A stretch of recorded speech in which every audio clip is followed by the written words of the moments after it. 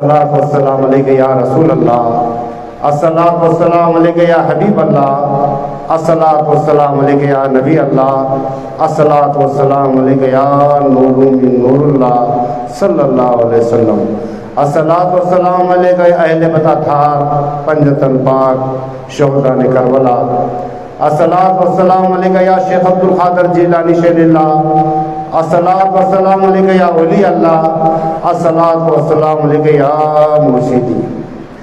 کرم خدا کا میں امتی ہوں، کرم خدا کا میں امتی ہوں، بھلی ہے قسمت بری نہیں ہے، تمہارے صدقے میں یا محمد ملا ہے سب کچھ کمی نہیں ہے، تمہارے صدقے میں یا محمد ملا ہے سب کچھ کمی نہیں ہے۔ السلام علیکم ورحمۃ اللہ وبرکاتہ۔ موجی حضرات، اللہ کا بڑا احسان ہے ہمیں اور آپ کو انسانوں میں پیدا کیا، اور کروڑا درجہ احسان ہے ہمیں اور آپ کو تاجدار مدینہ حضرت محمد مصطفیٰ صلی اللہ علیہ وسلم کی امت میں پیدا کیا، اور کروڑ درجہ احسان ہے ہمیں اور آپ کو انہی کی اہل بیت اطہار ذکر کرنے کے لیے توفیق عطا فرمائے۔ دوستو بزرگوں، آج کا بیٹھنا ہمارے لیے دنیا میں بھی کامیابی ہے اور آخرت میں بھی کامیابی ہے۔ آج کا ایک ایک لمحہ ہمارے لیے بڑی نجات کا ذریعہ ہے۔ پھر نجات کا ذریعہ نہیں، جہاں ایسے محفلیں ہوتے ہیں وہاں پر ان کے گھروں میں برکت ہوتی ہے، وہاں پر جہاں میرے حسین کا ذکر ہوتا ہے، جہاں اہل بیت اطہار کا ذکر ہوتا ہے، ارے انسان تو کیا فرشتے بھی تشریف لاتے ہیں، اولیاء تشریف لاتے ہیں، بڑے بڑے اولیاء تشریف لاتے ہیں، کیونکہ حسین سے بڑھ کر وہ کوئی ولی نہیں ہوتا۔ جن کی ولایت، جن کے قدموں سے ولایت ولی کو ملی ہے، وہ ان کا ذکر ہوتا ہے، تو بڑے بڑے اولیاء بھی ارواح ہم جو یہ مطلب فرما گئے وہ اولیاء بھی تشریف لاتے ہیں، مگر ہماری آنکھ دیکھنے کے قابل نہیں ہے، کیونکہ ابھی 72 شہداء کربلا کا جو نام پڑھے ہیں اور 12 ائمہ کا نام پڑھے یا درود تاج پڑھے ہیں۔ درود تاج کس کو کہا جائے؟ یعنی سب درودوں کو درود شریف کہا جاتا ہے، مگر اس کو درود تاج کیوں کہا جاتا ہے؟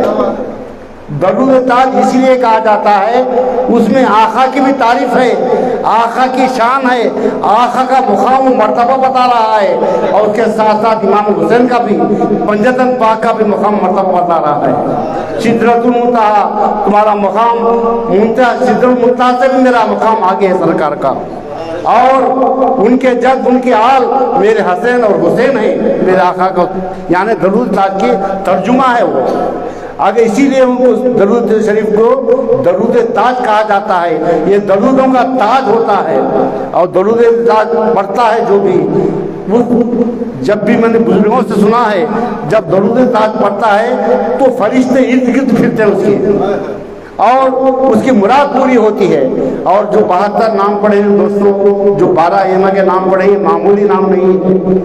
اگر ہم کتنی بھی مصیبت ہو، کتنی بھی پریشانی ہو، اگر یہ 12 نام لے کر یہ 72 اور 18 جو نام ہیں وہ پورے نام پڑھ کر اللہ سے ہم دعا کریں گے، بے شک میں قسم کھا کے کہتا ہوں اللہ تعالیٰ ہماری دعا کو قبول کرتا ہے۔ پہاڑ ہٹ جا وہ تو ہٹ جاتا ہے، یہ وہ نام تاثیر ہے، کیونکہ اس 72 ناموں میں اللہ تعالیٰ وہ تاثیر دیا ہے پنجتن پاک کے نام کے وسیلے سے۔ کیونکہ اب تبھی یہاں ذرا 10 منٹ کروں گا، کیونکہ آپ ذرا اشارہ بتا دو میں ختم کر دیتا ہوں بیان، کیونکہ بیان کرنے میں معلوم نہیں ہوتا ٹائم۔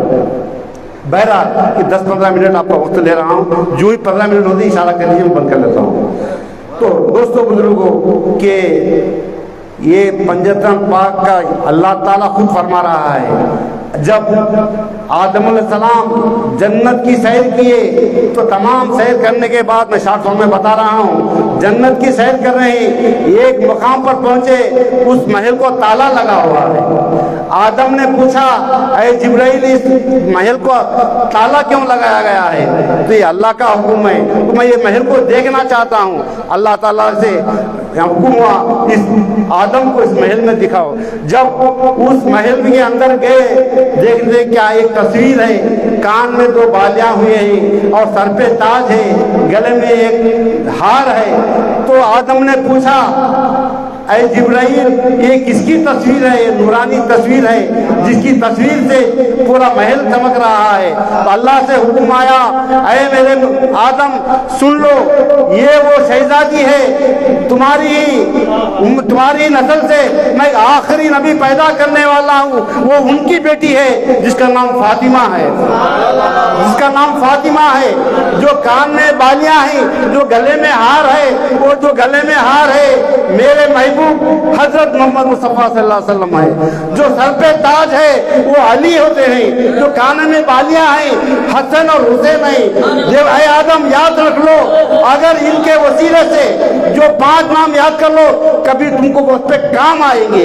अगर इनके वसीले से तुम दुआ मांगेंगे, मैं दुआ को कबूल करता हूँ। क्यों? किसको बोल रहा? अल्लाह ताला आदम को हुक्म दे रहा है, पैगंबर को हुक्म दे रहा है। जब आदम अलैहिस्सलाम जब दुनिया से जन्नत से निकाला गया, कई साल तक फिरते रहे। उसके बाद जब याद आया अल्लाह ताला का हुक्म, जो पंजतन पाक के नाम से अगर वसीले से दुआ मांगेंगे तो मैं दुआ कबूल करता हूँ। तो जब अल्लाह ताला इन्हीं के नाम के सदक़े में आदम की खता को माफ कर दिया है, वो है ये पंजतन पाक। दोस्तों बुजुर्गों, पंजतन किसको कहा जाता है? चंद लोग कहते हैं पंजतन, हम डबल पंजतनी है। नहीं, एक ही पंजतनी होता है, क्योंकि पंजतन वो होते हैं जो 5 तन एक जगह मिले हैं, 5 तन एक जगह मिले हैं। ये एक मर्तबा मेरे आका तशरीफ फरमा आए, आराम फरमा रहे हैं। पहले इमाम हसन इमाम हुसैन रज़ी अल्लाह को दौड़ते हुए हुजूर की बारगाह में पहुंचे, तो इमाम हसन हुसैन को अपनी कमली में ले लिए। फिर उसके बाद बच्चों के देखने के लिए जब फातिमा गई तो फातिमा को भी अपने कमली में ले लिए। उसके बाद फातिमा को देखने के लिए मौला अली भी गए, तो मौला अली को भी अपने कमली में ले लेकर दुआ करते हैं, ऐ अल्लाह देखिए 5 तन एक जगह में नहीं, इसीलिए पंजतन कहा जाता है। एक ही पंजतन ही होता है, डबल पंजतन ही नहीं होता। तो पंजतन उनको कहा जाता है क्योंकि इनकी आल है, इन्हीं को पंजतन कहा जाता है। तो दोस्तों बुजुर्गों, जब अल्लाह से दुआ मांगते हैं, ऐ अल्लाह मैं इनसे राजी हूँ, तू भी राजी हो जा, मैं इनसे मोहब्बत करता हूँ, तू भी उनसे मोहब्बत कर, जो इनसे मोहब्बत करता है तू उनसे भी मोहब्बत कर, जो इनसे दुश्मनी करता है उनसे भी दुश्मनी कर। मालूम हुआ कि इनसे मोहब्बत करना हमारे लिए दुनिया में भी कामयाबी है और आखिरत में भी कामयाबी है। एक वाक़या बता के मैं रुखसत होता हूँ। देखिए इमाम हुसैन की वो शान है, अरे फरिश्तों को नजात दिला रहा है अल्लाह, फरिश्तों को गलती को माफ कर रहा है। अभी इमाम हुसैन पैदा होने वाले हैं, अभी दुनिया में तशरीफ नहीं लाए, इमाम हुसैन पैदा होने वाले हैं। मेरे आका मस्जिद नबी से बाहर निकल रहे हैं, उनके साथ अली भी निकल रहे हैं। जाते जाते फातिमा के घर रुक जाते हैं और फातिमा जब मैदान यानी घर के बाहर मेरे आका चारों तरफ नजर दौड़ाते हैं। मौला अली साथ में रहते हैं, पूछते हैं या रसूल अल्लाह क्या बात है, चारों तरफ देख रहे हैं, किसको देख रहे हैं, किसका इंतजार है? तो मेरे आका देखिए कुर्बान चाहिए, मेरे इमाम हुसैन पर कुर्बान चाहिए। तो देखिए मेरा आका फरमाते हैं, ऐ अली मेरा हुसैन अभी पैदा होने वाला है, मेरे हुसैन के दीदार के लिए आसमान से 70,000 फरिश्ते आए हैं। अभी हुसैन पैदा होने वाले हैं, उनके दीदार के लिए फरिश्ते इंतजार कर रहे हैं। ये है मेरे इमाम हुसैन का मुकाम मर्तबा। तो दोस्तों बुजुर्गों, जब इमाम हुसैन रज़ी अल्लाह ताला अन्हु जब उसमें से क्या देखते हैं, एक फरिश्ता है, हाथ है मगर काम नहीं कर रहे हैं, आंख है देख नहीं सक रहा, जुबान है बोल नहीं सक रहा, पैर है चल नहीं सक रहा, कान है सुन नहीं सक रहा। तो तमाम उस फरिश्ते उठा के लेके आए हैं। मेरे आका ने पूछा उस फरिश्तों के सरदार को, ऐ फरिश्तों के सरदार बता ये फरिश्ते को यहाँ पर क्यों लाए हैं और इसके हाथ पैर कैसे चले गए हैं? تو وہ فرشتہ کہتا ہے یا رسول اللہ، یہ فرشتہ جب عرش پر تھا، جب زمین پر نظر ڈالا، ایک اللہ کا بندہ اس کے ہاتھ پر نہیں تھے، زمین سے گھسٹتے ہوئے جا رہا تھا، اس کی نظر اس بندے پہ پڑی تو اس نے توہین کی، یہ کیسا بندہ ہے کہ ہاتھ پیر نہیں ہے، یعنی زمین سے گھسٹتے ہوئے جا رہا ہے، اس کی زندگی سے جینے سے مطلب مرنا اچھا تھا۔ تو اللہ کو جلال آ گیا، اللہ کے جلال سے میرے بندے کی توہین کر رہا ہے، اللہ کے جلال سے اس کے ہاتھ پیر چلے گئے ہیں۔ دیکھیے دوستو، اس میں نقطہ مل رہا ہے، ہم فرشتہ توہین کیا اللہ کے بندے کی، تو فرشتہ اللہ کے جلال سے ہاتھ پہ چلے گئے ہیں، اس کی سزا دے رہا ہے۔ اگر انسان کو چھڑا رہا ہے، کوئی اندھا ہے تو ہم اندھا بلا رہے ہیں، کوئی لنگڑا ہے ہم لنگڑا بلا رہے ہیں، کوئی مکہ ہے اس کو مکہ بلا رہے ہیں۔ تو دوستو بزرگوں، معلوم ہوا کسی بندے کی ہم توہین نہیں کرنا چاہیے، مذاق مت نہیں اڑانا چاہیے۔ تو دوست بزرگوں، میرے آقا نے پوچھا پھر یہاں کیوں لائے ہیں؟ تو فرشتہ کہتا ہے یا رسول اللہ، ہم آپ پر قربان، کہتا ہے یا رسول اللہ، اس فرشتوں کو یہاں پر اسی لیے لائے ہیں جو تمہارے نواسے پیدا ہونے والے ہیں، جو تمہارے شہزادے آ رہے ہیں دنیا میں، اگر وہ ان کے لیے دعا کر دے تو اللہ تعالیٰ ان کی امام حسین کے صدقے میں ان کی غلطی کو معاف کر دیتا ہے۔ امام حسین کا وہ مقام ہے، امام حسین کے صدقے میں فرشتے کی غلطی کو معاف کر دے رہا ہے۔ جب میرے حسین پیدا ہوئے، چادر میں لپاٹ کر لے کے آئے سامنے، جب چھوٹے چھوٹے ننھے ہاتھ لے کر فرشتے کے ہاتھ پہ رکھ دیتے ہیں، امام حسین کا ہاتھ فرشتے کے ہاتھ پہ رکھ دیتے تو ہاتھ آ جاتا ہے، ہاتھ کام کرنے لگتا ہے، جب آنکھ پر رکھ دیتے ہیں دیکھنے لگتا ہے، زبان پر رکھتے ہیں بولنے لگتا ہے، پیر پہ رکھ دیتے ہیں تو پیر چلنے لگتا ہے۔ وہ فرشتہ کہتا ہے یا رسول اللہ، اگر تمہارے نواسے نہیں ہوتے قیامت تک میری غلطی کو اللہ تعالیٰ معاف نہیں کرتا تھا۔ یہ ہے امام حسین کا مقام۔ تو امام حسین کے نام لینے والے کیا دوزخ میں جائیں گے؟ کیا امام حسین کا نام لینے والا کیا کبھی رسوا ہو سکتا ہے؟ کبھی دنیا میں بھی رسوا نہیں ہو سکتا، آخرت میں بھی رسوا نہیں ہو سکتا۔ یقیناً اس کو کامیابی ہر جگہ ملتی ہے، ہر قدم پر کامیابی ملتی ہے۔ ایک آخری واقعہ ہے، آج کہتے ہیں کہ امام حسین کو میدان کربلا میں نہیں بچا سکے، اللہ بھی نہیں بچایا، حضور بھی نہیں بچائے، کیا جنت میں، کیا میدان حشر میں امت کو کیسے بچائیں گے؟ ارے نادانو سن لو، یہ امام حسین جو شہداء کربلا میں شہید ہوئی ہے، یہ اللہ کا امتحان تھا، اللہ کے امتحان میں کامیاب ہونا تھا۔ دیکھیے تھوڑی سی تکلیف بھی اللہ تعالیٰ بھی برداشت نہیں کر سکتا، حضور میں بھی برداشت نہیں کر سکتے، کیونکہ یہ امتحان تھا، یہ امتحان میں کامیاب ہوئی ہے۔ دیکھیے اللہ تعالیٰ کتنی محبت کرتا ہے امام حسین سے، میرے آقا کتنی محبت کرتے ہیں امام حسین سے، مولا علی و فاطمہ کتنی محبت کرتے ہیں۔ تو ایک مرتبہ امام حسین رضی اللہ تعالیٰ عنہ دو تختیوں پر خط لکھ کے دونوں میں گفتگو ہوئی، بھائی تمہارا خط اچھا ہے یا میرا خط اچھا ہے؟ تو دونوں نے مل کر یہ ہم یہ فیصلہ نہیں کر سکتے، ہمارے امی جان کے پاس جائیں گے۔ دونوں ننھے پیروں سے دوڑتے ہوئے فاطمہ رضی اللہ تعالیٰ پاس پہنچے، امی جان بتائیے دونوں میں سے کس کا خط اچھا ہے؟ دونوں میں سے کس کا خط اچھا ہے؟ فاطمہ سوچنے لگی اگر حسین کا خط اچھا ہے تو حسین کو تکلیف ہوگی، حسین کا خط اچھا ہے حسین کو تکلیف ہوگی۔ دیکھیے خالی معمولی تکلیف ماں برداشت نہیں کر سک رہے ہیں، تو فوراً بولے کہ نہیں بیٹا یہ میں تو فیصلہ نہیں کر سکتی، جاؤ مولا علی کے پاس، تمہارے ابا جان کے پاس جاؤ۔ وہ دو دوڑتے ہوئے مولا علی کے پاس جاتے ہیں، مولا علی سے کہتے ہیں کہ ابا جان بتائیے ہمیں دونوں میں سے کس کا خط اچھا ہے؟ مولا علی بھی سوچتے ہیں جن کی ماں ہو کر ایک کا دل نہیں توڑ سکی، میں کیسے توڑ سکتا ہوں، لہذا اے بیٹے بتاؤ یہ فیصلہ میں نہیں کر سکتا، جاؤ تمہارے نانا جان کے پاس جاؤ۔ دوڑتے ہوئے حضور کی بارگاہ میں پہنچتے ہیں، حضور سے کہتے ہیں نانا جان بتائیے دونوں میں سے کس کا خط اچھا ہے؟ دونوں میں سے کس کا خط اچھا ہے؟ تو نانا جان میرے آقا تاجدار مدینہ، ارے جن کے نوازوں کی خاطر اپنے بیٹوں کی قربانی دی ہے، امام جب جبرائیل آئے یا رسول اللہ، ایک طرف بیٹے ہیں ان کے، ایک طرف نواسے ہیں، جبرائیل کہتے ہیں یا رسول اللہ یا تم کو اللہ تعالیٰ اللہ تعالیٰ کا حکم ہے آپ کے نواسے کو یا پردہ فرمانا ہے یا تمہارے بیٹے.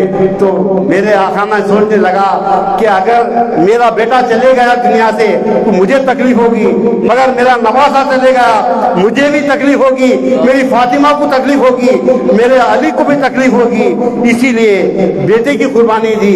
تو دوستوں بزرگوں سوچنے لگے اگر میں امام حسین ایک کا خط ایک کو اگر غلط اچھا ہے ایک کو اچھا نہیں کہا تو امام حسین کو تکلیف ہوگی یا حسن کو تکلیف ہوگی. جب ان کو تکلیف ہوگی تو مولا علی کو تکلیف ہوگی، مولا علی کو تکلیف ہوگی جب فاطمہ کو تکلیف ہوگی. لہٰذا میرے آقا کہتے ہیں ابھی تمہارا فیصلہ کرتا ہوں. جبرائیل کو بلاتے ہیں عرش سے، جبرائیل کو بلا کر کہتے ہیں اے جبرائیل یہ حسین حسین کی تختیاں ہیں، یہ دونوں لکھیں، یہ دونوں میں سے کس کا خط اچھا ہے؟ تو جبرائیل بھی سوچنے لگتے ہیں جو کونین کا مالک ہے، نبیوں کا سردار ہے، جن کے نواسوں کو خود دل نہیں توڑ سکے، میں کیسے دل توڑ سکتا ہوں؟ یا رسول اللہ یہ دو خط میں دو تختیوں کو اللہ کے پاس لے کے جاتا ہوں اور اللہ اس کا فیصلہ کرے گا. دیکھیے کیا ہے امام حسین کی تختیوں کا وہ عالم ہے تو پھر امام حسین کا کیا مقام ہوگا. تو دو تختیوں کو اللہ کے پاس لے کے جاتے ہیں. اللہ تعالیٰ سے کہتے ہیں جبرائیل کہتے ہیں اے اللہ یہ حضور کے نواسے ہیں، یہ دونوں کا خط فیصلہ کرنے کے لیے کس کا خط اچھا ہے. اللہ تعالیٰ بھی سوچنے لگا اے جبرائیل جن کا میرا محبوب ہے اگر میں ایک کا خط اچھا ہے ایک کا خط نہیں اچھا نہیں ہے تو ان کے نواسوں کو تکلیف ہوگی، جب ان کا نواسوں کو تکلیف ہوگی تو میرے محبوب کو تکلیف ہوگی. یہ فیصلہ میں بھی نہیں کرتا. جاؤ جنت کا ایک سیب توڑ لو، توڑ کر لاؤ، زمین پر لے کے جاؤ، میرے حضور کی بارگاہ میں پیش کرو، وہ سیب کو اچھالو، وہ سیب کس کے تختی پر گرا اس کا خط اچھا ہے. تو فوراً جنت کا جب سیب توڑنے جاتے ہیں سیب بھی رونے لگتا ہے. اے جبرائیل مجھے کیوں توڑتے ہو؟ اگر کسی ایک کی تختی پر گر گیا دنیا مجھے قیامت تک برباد دے گی. تو بہرحال سیب کو توڑ لیتے ہیں، حضور کی بارگاہ میں آتے ہیں، جب تختیاں رکھ دیتے ہیں دونوں دو تختیوں کو رکھ کر جب سیب کو اچھالتے ہیں تو سیب سے اللہ تعالیٰ مخاطب ہوتا ہے اے سیب خبردار کسی ایک کی تختی پر نہیں گرنا، تو دو ٹکڑے ہو جا، ایک ٹکڑا حسین کی تختی پر گر جا، ایک ٹکڑا حسین کی تختی پر گر جا. سیب دو ٹکڑے ہو جاتا ہے، ایک ٹکڑا حسین کی تختی پر گر جاتا ہے، ایک ٹکڑا حسین کی تختی پر گر جاتا ہے. تو دیکھیے دوستو بزرگوں ایک معمولی ایک خط کے بارے میں اللہ تعالیٰ فیصلہ اس طریقے سے کر رہا ہے تو کیا میدان کربلا میں نہیں بتا سکتا؟ یہ اللہ تعالیٰ کا امتحان تھا. بہرحال آج کا بیٹھنا ہمارے لیے بڑی کامیابی ہے. میں غلامان اہل بیت کو مبارکباد دیتا ہوں کہ آپ حضرات یہ جو مجلسیں سجا رہے ہیں اللہ تعالیٰ میں دعا کرتا ہوں کہ قیامت کی صبح تک ہماری بات ہماری نسل بھی اس مجلس کو چلاتے رہے اور اللہ تعالیٰ آپ کے کاروبار میں برکت عطا فرمائے. جو داعی محفل ہے ان کے گھر میں خیر و برکت عطا فرمائے، دین کے اور دنیا کی دولت سے مالا مال عطا فرمائے. ہم یہ نہیں سمجھنا وہ لوگ ہمارے خلاف کوئی بول رہے ہیں، یہ نہیں، ہم آگے بڑھنا چاہیے. ارے یعنی دنیا جب سے شروع ہوئی 1400 سال سے ہمارے خلاف ہو رہا ہے بات، ہم ان کے آگے نہیں بڑھنا چاہیے. ہارنا نہیں، ہمت کرنا، آگے بڑھنا ہے. کوئی کچھ بھی بولے ہم عاشق حسین ہیں، عاشق اہل بیت ہیں، عاشق رسول ہیں، عاشق اولیاء ہیں، عاشق پیر ہیں. یہ ہمارا مقصد ہے بس. خدا حافظ. یا حسین یا حسین یا حسین. واخر دعوانا الحمدللہ رب العالمین. اب آئیے میں حافظ و قاری محمد چاند پاشا صاحب سے گزارش کرتا ہوں بارگاہ امام حسین مرتبہ پیش کریں.